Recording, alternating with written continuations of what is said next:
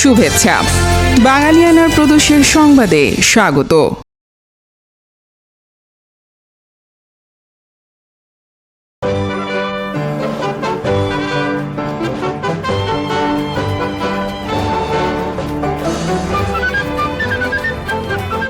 পুরো বিজয়ের মাস জুড়ে দেখুন বাঙালিয়ানার বিশেষ আয়োজন। শুরুতেই শুনে নিচ্ছি সংবাদ শিরোনাম। ওসমান হাদিকে হত্যার প্রতিবাদে সারা দেশে মব সন্ত্রাস, আগুনে পুড়ল প্রথম আলো ডেইলি স্টার। ছায়ানট সহ দেশের বিভিন্ন স্থাপনায় ব্যাপক ভাঙচুর। ময়মনসিংহে হিন্দু যুবককে পিটিয়ে গাছে বেঁধে পুড়িয়ে হত্যা। এবার অন্যান্য সংবাদের সঙ্গে বিস্তারিত।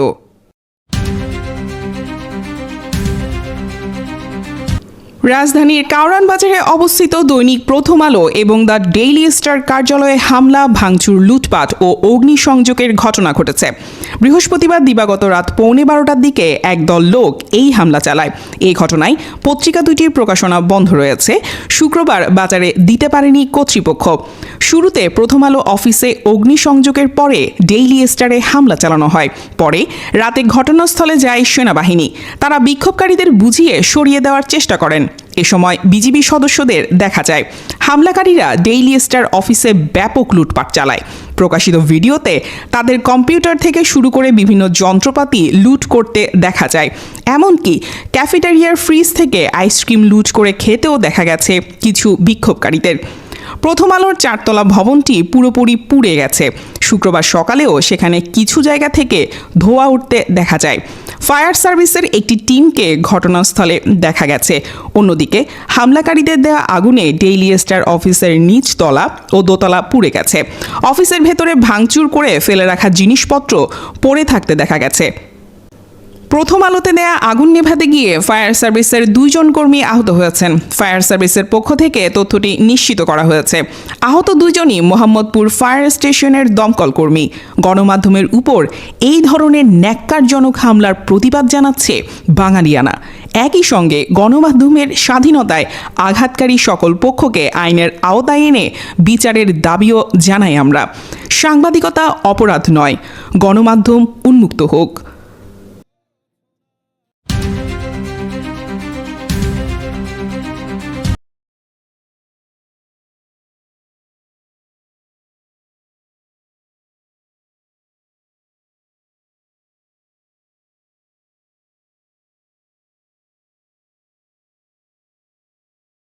1971 সালের ডিসেম্বর।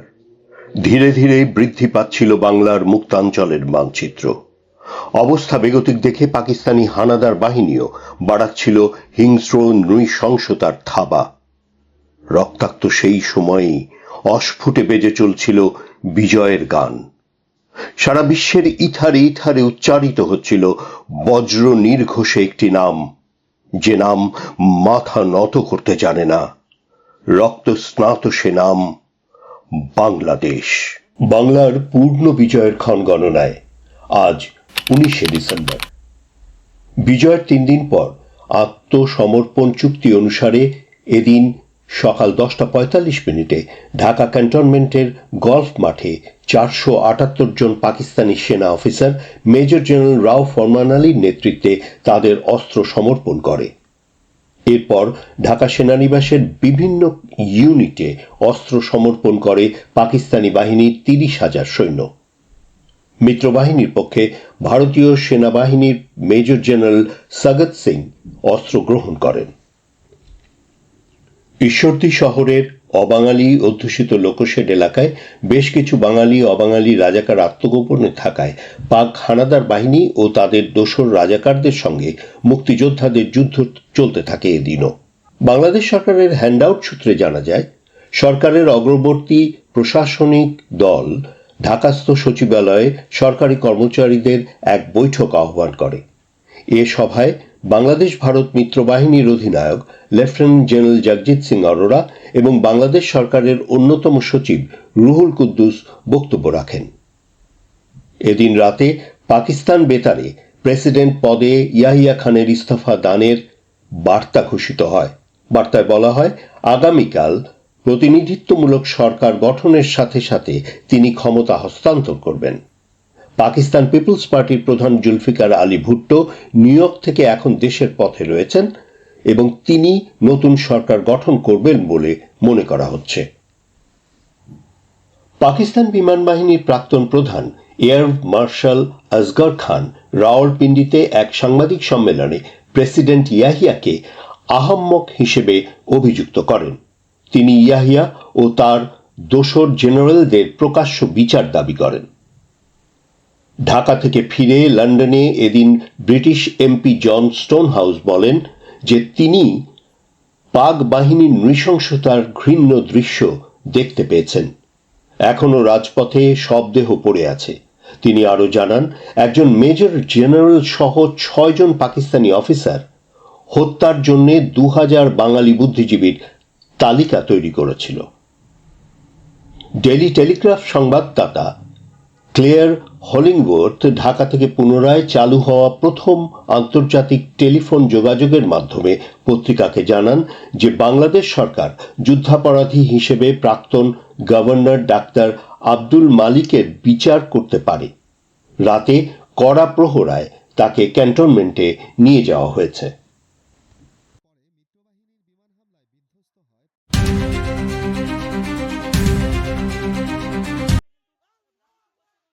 ইনকিলাব মঞ্চের আহ্বায়ক শরীফ ওসমান হাদির মৃত্যুর খবরে সাংস্কৃতিক সংগঠন ছায়ানট ভবনে ভাঙচুরের ঘটনা ঘটেছে।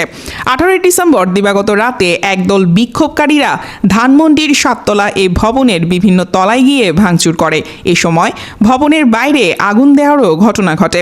18 ডিসেম্বর রাতে ইনকিলাব মঞ্চের আহ্বায়ক শরীফ ওসমান হাদির মৃত্যুর খবর পাওয়ার পর শাহবাগে আন্দোলনরত একটি দল কাউরান বাজারের দিকে অগ্রসর হয়। আরেকটি দল বিভিন্ন স্লোগান দিতে দিতে ধানমন্ডির দিকে যায়। সেখানে তারা ছায়ানটের ভবনে ঢুকে ভাঙচুর করে এবং বাদ্যযন্ত্র সহ ভবনের জিনিসপত্র বাইরে এনে আগুন ধরিয়ে দেয়। খবর পেয়ে সেনাবাহিনী এবং পুলিশ সদস্যরা ঘটনাস্থলে উপস্থিত হয়ে হামলাকারীদের বের করে দেয়। বর্তমানে ওই এলাকায় থমথমে পরিস্থিতি বিরাজ করছে এবং আইন শৃঙ্খলা বাহিনীর অতিরিক্ত সদস্য মোতায়েন রয়েছে।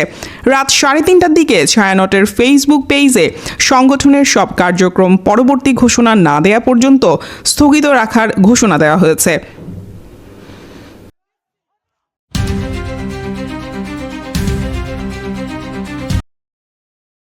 দৈনিক ডেইলি স্টার ভবনের সামনে বিক্ষোভকারীদের হাতে হেনস্থার শিকার হয়েছেন সম্পাদক পরিষদের সভাপতি ও নিউ এজ সম্পাদক নুরুল কবির। রাজধানীর ফার্মগেটে ডেইলি স্টারের সামনে অগ্নিসংযোগ করে বিক্ষোভ প্রদর্শনের সময় তার প্রতিবাদ জানাতে গেলে এই অবস্থার সৃষ্টি হয়। এই ঘটনা সামাজিক যোগাযোগ মাধ্যমে ছড়িয়ে পড়েছে। ভিডিওটিতে ভিড়ের মধ্যে তার পিঠে ধাক্কা দিতে দেখা গেছে, তার চুল ধরে টানতে দেখা গেছে কাউকে। সংবাদপত্রের সম্পাদকের সংগঠন সম্পাদক পরিষদের নির্বাহী কমিটির সভাপতি নুরুল কবির বিক্ষোভকারীদের নিবৃত্ত করতে যান। এদিন রাতে প্রথম আলোর ভবনেও আগুন জ্বালিয়ে নৈরাজ্য সৃষ্টি করে বিক্ষোভকারীরা। পরে আইন শৃঙ্খলা বাহিনী ও সেনাবাহিনীর প্রত্যক্ষ তত্ত্বাবধানে পরিস্থিতি শান্ত হয়ে আসে। এদিকে খুলনার ডুমুরিয়া উপজেলার সলুয়া বাজারে মাথায় অস্ত্র ঠেকিয়ে গুলি করে ইমদাদুল হক মিলন নামের এক সাংবাদিককে হত্যা করা হয়েছে। বৃহস্পতিবার রাত 9:30টার দিকে এই ঘটনা ঘটে। এ সময় দেবাশিস বিশ্বাস নামের আরেক পশু চিকিৎসকের মাথায় গুলিবিদ্ধ হয়। তাকে খুলনা মেডিকেল কলেজ হাসপাতালে ভর্তি করা হয়েছে। স্থানীয় সূত্র ও পুলিশ জানায়, রাত 9:30টার দিকে ইমদাদুল হক মিলন ও দেবাশিস বিশ্বাস সলুয়া বাজারের একটি চায়ের দোকানে বসেছিলেন। এ সময় দুর্বৃত্তরা 3 দিক দিয়ে ঘিরে প্রথমে 2 রাউন্ড ফাঁকা গুলি ছোড়ে। পরে তারা ইমদাদুলের মাথায় অস্ত্র ঠেকিয়ে গুলি করে। এতে তিনি ঘটনাস্থলেই মারা যান।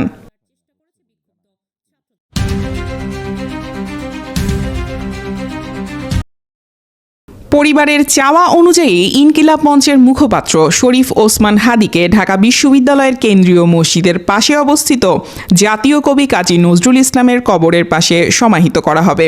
তার জানাজা 20 ডিসেম্বর শনিবার বেলা 2টায় জাতীয় সংসদ ভবনের দক্ষিণ প্লাজায় অনুষ্ঠিত হবে। ইনকিলাব মঞ্চের ফেসবুক পোস্টের মাধ্যমে বিষয়টি নিশ্চিত করা হয়েছে।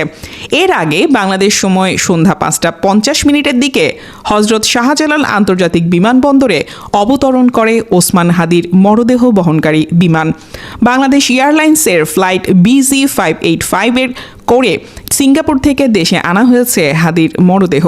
ইনকিলাব মঞ্চের ফেসবুক পোস্টে বলা হয়, আগামীকাল মিছিল সহ হাদির মরদেহ ঢাকা বিশ্ববিদ্যালয় সেন্ট্রাল মসজিদে আনা হবে।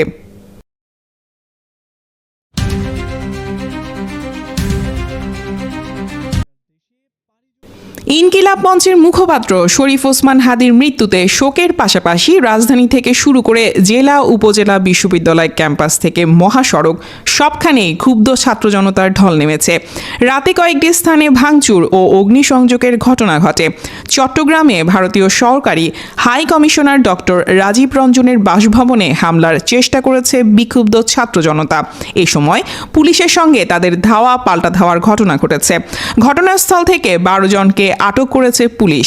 আন্দোলনকারীদের ছত্রভঙ্গ করতে পুলিশ 3-4 রাউন্ড টিয়ার শেল নিক্ষেপ করে। এ সময় একজন পুলিশ সদস্য ও একজন শিক্ষার্থী আহত হয়েছেন। বৃহস্পতিবার দিবাগত রাত থেকে ধানমন্ডি 32 নম্বরে বঙ্গবন্ধু শেখ মুজিবুর রহমানের ঐতিহাসিক বাসভবনে আবারও অগ্নিসংযোগ ও ভাঙচুর চালিয়েছে একদল বিক্ষোভকারী। 19 ডিসেম্বর সকালে সরেজমিনে দেখা যায় বিক্ষোভকারীরা ক্ষতিগ্রস্ত ভবনটির অবশিষ্ট অংশ হাতুড়ি দিয়ে ভাঙছে। প্রত্যক্ষদর্শীরা জানান, মধ্যরাতে একদল যুবক বাড়িটিতে আগুন ধরিয়ে দেয়। শুক্রবার সকালে শাহবাগ থেকে আসা একটি বড় মিছিল সেখানে যোগ দিলে পরিস্থিতি আরও নিয়ন্ত্রণের বাইরে চলে যায়। রাজধানীর ধানমন্ডি এলাকায় ইন্দিরা গান্ধী কালচারাল সেন্টারে হামলার ঘটনা ঘটেছে। এর আগে 2024 সালের 5 আগস্ট এই ভবন পুড়িয়ে দেওয়া হয়েছিল।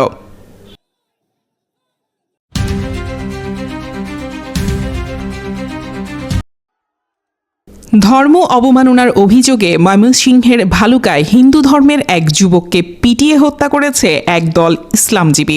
18 ডিসেম্বর রাতে ভালুকা উপজেলার স্কয়ার মাস্টার বাড়ি ডুবালিয়াপাড়ায় এই ঘটনা ঘটেছে বলে জানিয়েছে পুলিশ।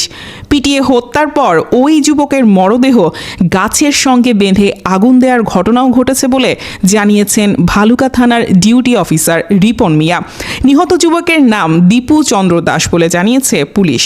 তিনি স্থানীয় একটি পোশাক কারখানায় কাজ করতেন এবং ওই এলাকায় ভাড়া থাকতেন বলে প্রাথমিকভাবে জানতে পেরেছেন কর্মকর্তারা। এই ঘটনায় এখন পর্যন্ত কোনো মামলা হয়নি জানিয়ে ডিউটি অফিসার বলেন, আমরা উনার আত্মীয় স্বজনদের খোঁজ করছি, তারা এসে মামলা করলে আইন অনুযায়ী ব্যবস্থা গ্রহণ করা হবে। বাঙালিয়ানা প্রদেশের সংবাদ শেষ হলো। ধন্যবাদ।